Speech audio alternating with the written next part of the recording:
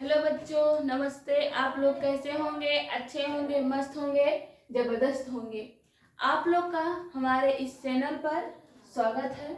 जैसा कि हम आप लोग को रिप्रोडक्शन पढ़ा रहे थे, जैसे रिप्रोडक्शन में कुछ मेथड हो गए थे, यानी हमने अलैंगिक जनन पढ़ा, कायिक जनन पढ़ा।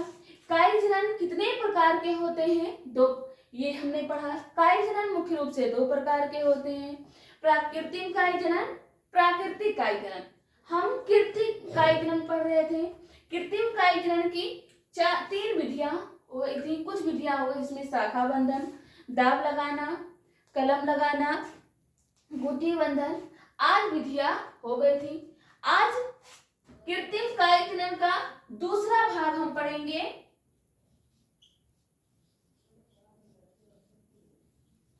प्राकृतिक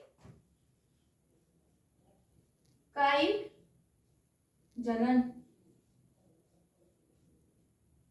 कृत्रिम कायिक जनन की दूसरी विधि है प्राकृतिक कायिक जनन। प्राकृतिक कायिक जनन जो स्वतः हो। स्वतः कैसे होगा?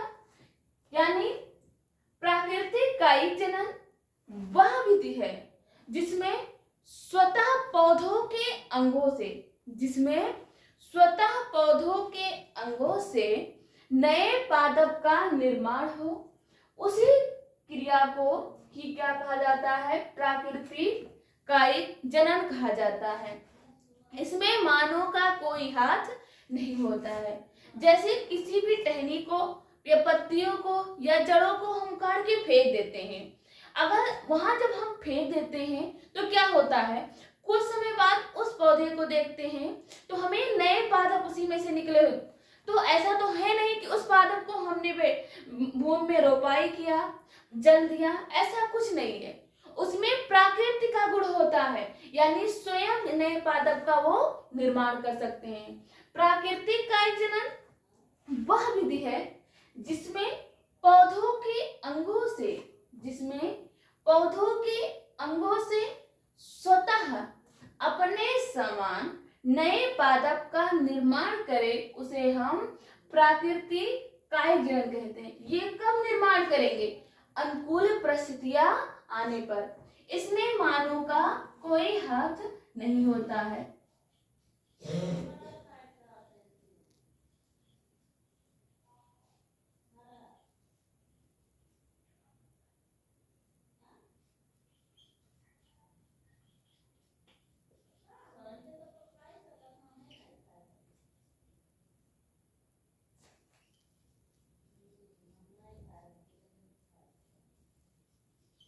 जिसमें स्वतः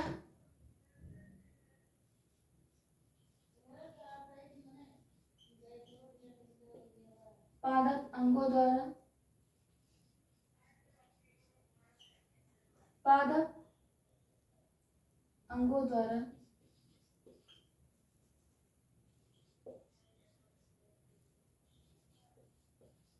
अनुकूल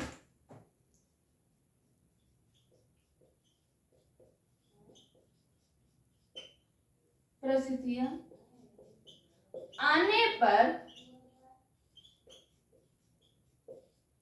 अपने ही समान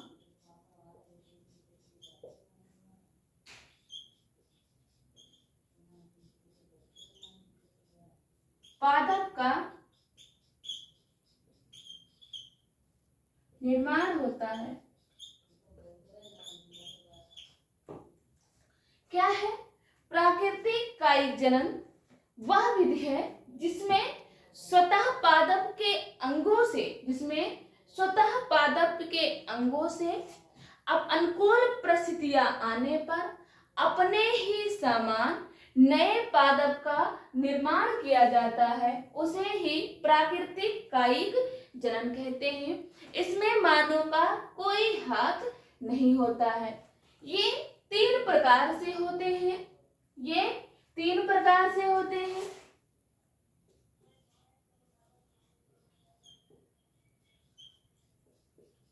जड़ द्वारा,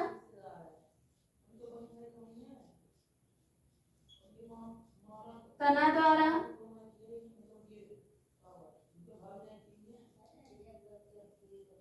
पत्ती द्वारा। प्राकृतिक काई जनन 3 प्रकार से होते हैं, जड़ों द्वारा, तनों द्वारा और पत्तियों के द्वारा होता है। जड़ों द्वारा कैसे होता है?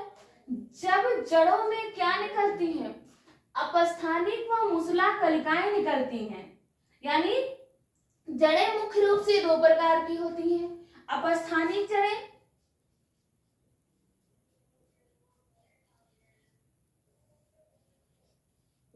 अपस्थानिक जड़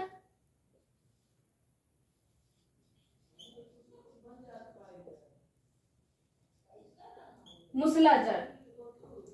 जड़ों द्वारा प्राकृतिक काई जनन अपस्थानिक जड़ों में होता है और मुसला जड़ों में होता है।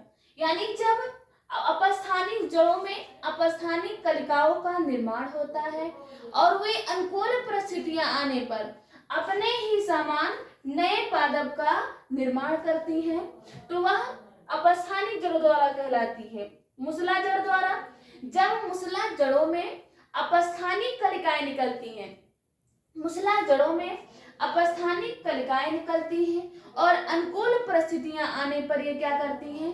अपने ही समान नए पादप का निर्माण करती हैं। तनों द्वारा, तने द्वारा ये मुख्य प्रकार से होते हैं, 3 प्रकार से होते हैं मुख्य रूप से।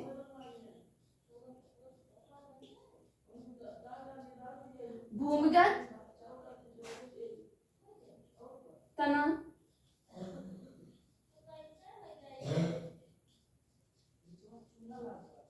अर्धवायवीय तना,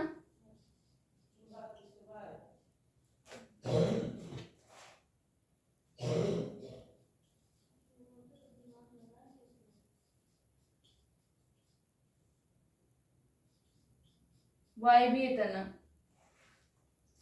तनों द्वारा जो प्राकृतिक काई जनन होता है वह 3 प्रकार से होते हैं, भूमिगत तनों द्वारा, अर्धवायवीय तनों द्वारा और वायवीय तनों द्वारा।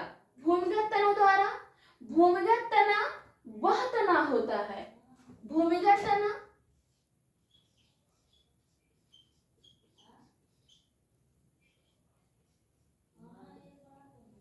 भूमिगत तना क्या है? भूमिगत तना जिसका अधिकांश भाग भूमि के अंदर हो, जिस तने का अधिकांश तना क्या हो? भूमि के अंदर हो और कुछ भाग भूमि के ऊपर हो, उसी तने को ही क्या कहा जाता है? भूमिगत तना कहा जाता है। भूमिगत तना जिसका अधिकांश भाग, भूमिगत तना जिसका अधिकांश भाग भूमि के अंदर हो,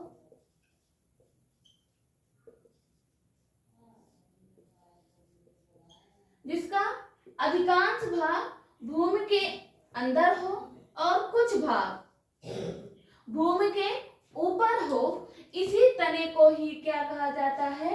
भूमिगत तना कहा जाता है। भूमिगत तना ये मुख्य 4 प्रकार के होते हैं, कंद होता है, परकंद होता है, घनकंद होता है और सरकंद होता है, सरकंद होता है। कंद आलू किस प्रकार का करता है? ये कंद है। अदरक प्रकंद है। अरबी क्या है? घनकंद है। और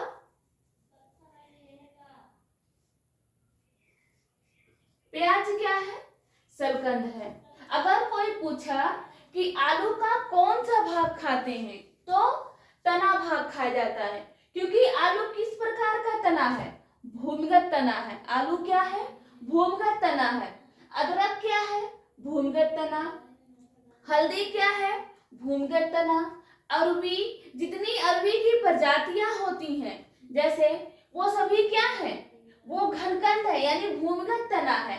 प्याज, लहसुन, ये सभी क्या है? ये भूमिगत तना है। यानी कोई पूछे कि प्याज का कौन सा भाग खाया जाता है तो हम क्या बताएंगे, उसका तना भाग खाया जाता है। क्यों? क्योंकि वह भूमिगत तना है, उसका अधिकांश भाग क्या होता है, भूमि के अंदर होता है। भूमिगत तना जिसका अधिकांश भाग भूमि के अंदर हो और कुछ भाग भूमि के ऊपर हो उसे भूमिगत तना कहते हैं। ये निम्न प्रकार से होते हैं: कंद, परकंद, घनकंद, सरकंद। आलू कंद के द्वारा जनन करता है, अदरक परकंद के द्वारा जनन करता है, अरबी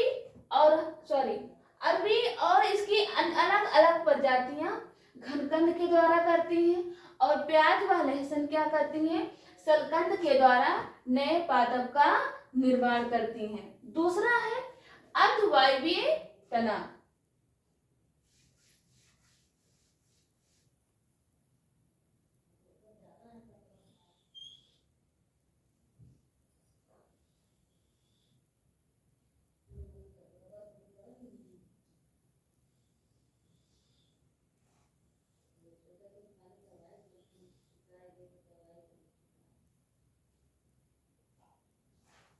अर्धवायवीय तना वह तना होता है, अर्धवायवीय तना वह तना होता है जिसका कुछ भाग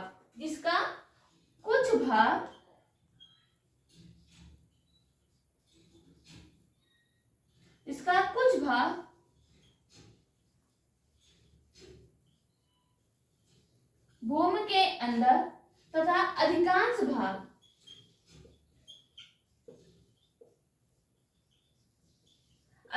भाग भूमि के ऊपर होता है, उस तने को अर्धवायवीय तना कहा जाता है।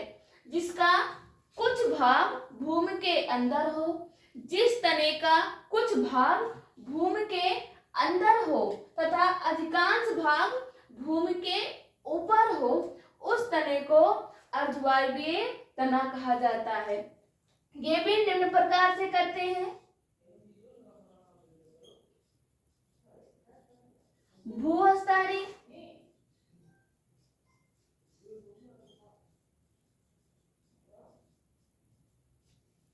अपर भूअस्तारी,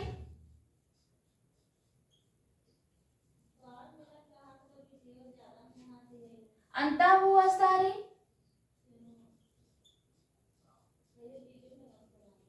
और भूअस्तारिका। अर्धवायवीय तना मुख्य रूप से होते हैं भूअस्तारी, अपर भूअस्तारी, अंतः भूअस्तारी और भूअस्तारिका।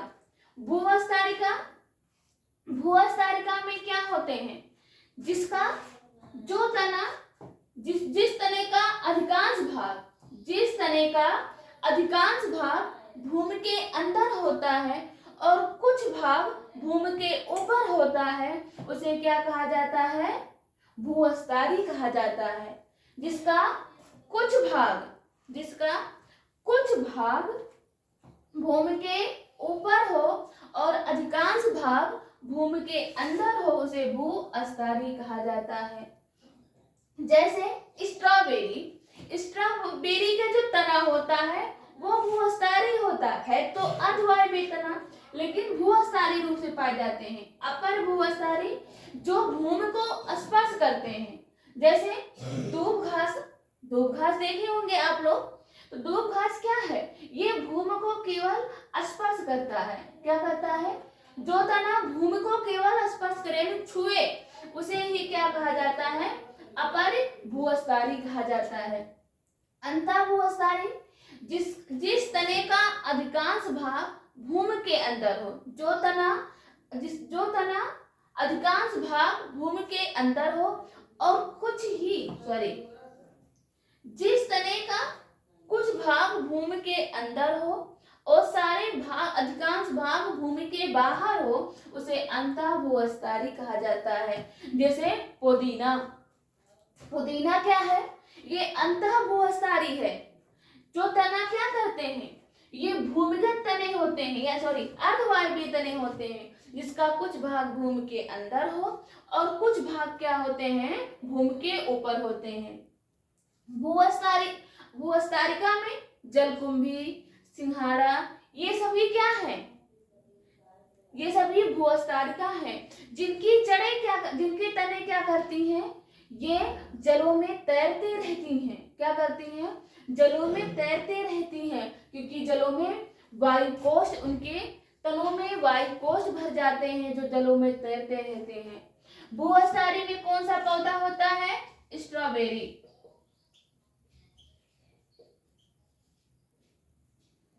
अपर भूअस्तारी में दूब घास पाए जाते हैं। अंतर भूअस्तारी में पुदीना पाया जाता है। और भूअस्तारी में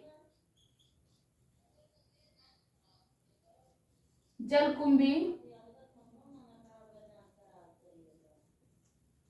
सिंघाड़ा आदि पाए जाते हैं। वायवीय तना जैसे गन्ना।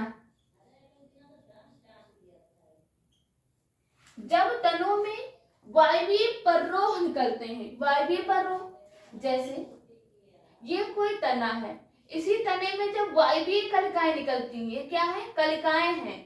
ऐसा कलिकाएं जो तने के मध्य में हो, कलिकाएं तने के मध्य में निकलती हैं, उसे ही वायवीय कलिका कहते हैं।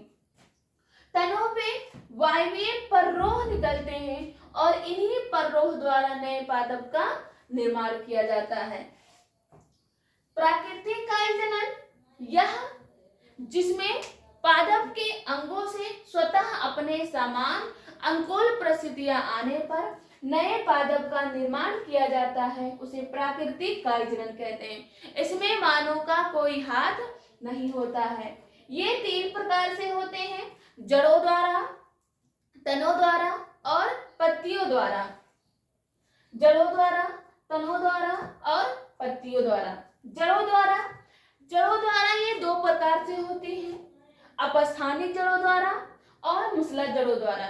जब अपस्थानिक व मुसला जड़ों में अपस्थानिक कलिकाओं का निर्माण होता है और वो अनुकूल परिस्थितियां आने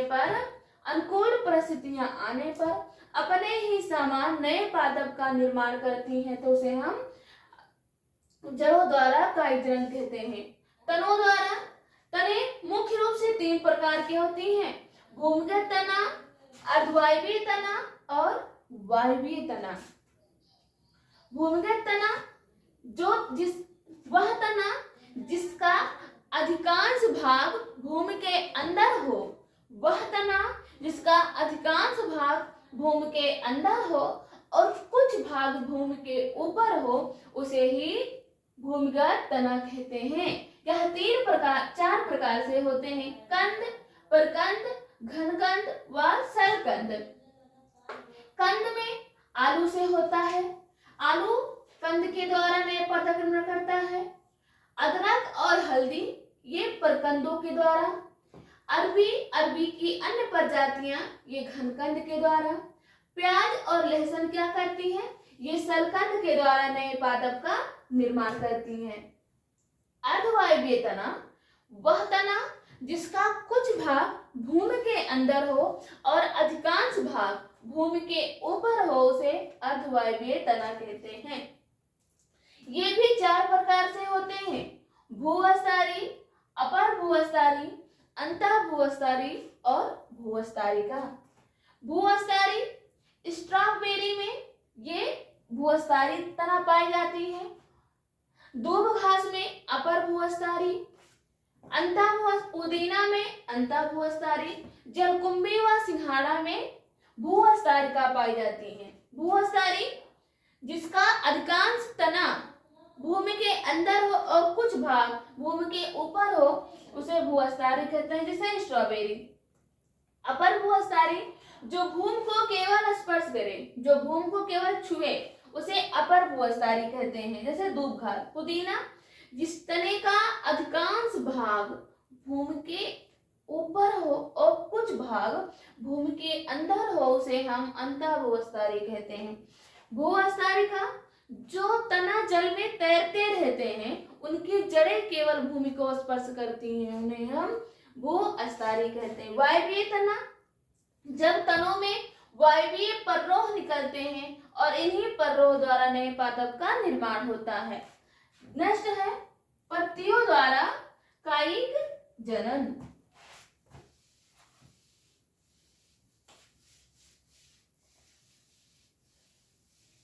पत्तियों द्वारा जब केवल किस पत्तियों में, मांसल पत्तियों में, जो पत्तियां मोटी होती हैं, हमारे पंजे के हथेली के समान होती हैं, उन्हीं पत्तियों में क्या करती हैं, अपस्थानिक कलिकाओं का निर्माण होता है, जैसे ब्रायोफिलम यानी अजूबा और बिगोनिया।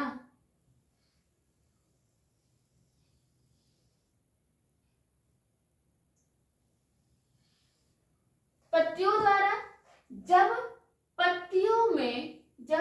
मांसल पत्तियों में अपस्थानिक कलिकाओं का निर्माण होता है, मांसल पत्तियों में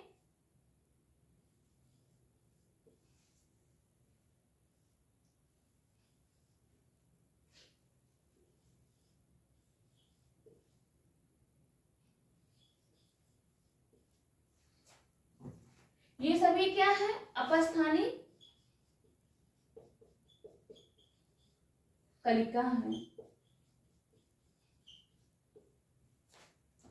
मांसल पत्तियों में अपस्थानिक कलिकाओं का निर्माण होता है, मांसल पत्तियों में अपस्थानिक कलिकाओं का निर्माण होता है, और ये कलिकाएं अनुकूल परिस्थितियां आने पर अपने ही समान नए पादप का निर्माण करती हैं। अनुकूल परिस्थितियां आने पर अपने ही समान नए पादप का निर्माण करती हैं। इसमें होता है अजूबा में, जैसे हम ब्रायोफिलम कहा जाता है,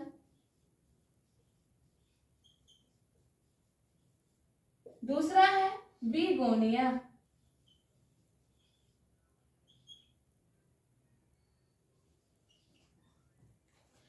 ब्रायोफिलम और बिगोनिया की पत्तियों में ही क्या होती है, नए पादप का निर्माण होता है।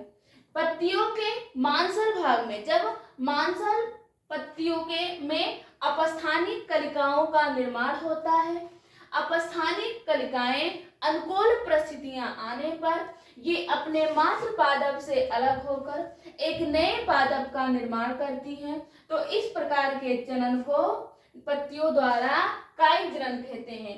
यह ब्रायोफिलम और बिगोनिया दोनों में होता है। ये चैप्टर यहीं पे समाप्त होता है।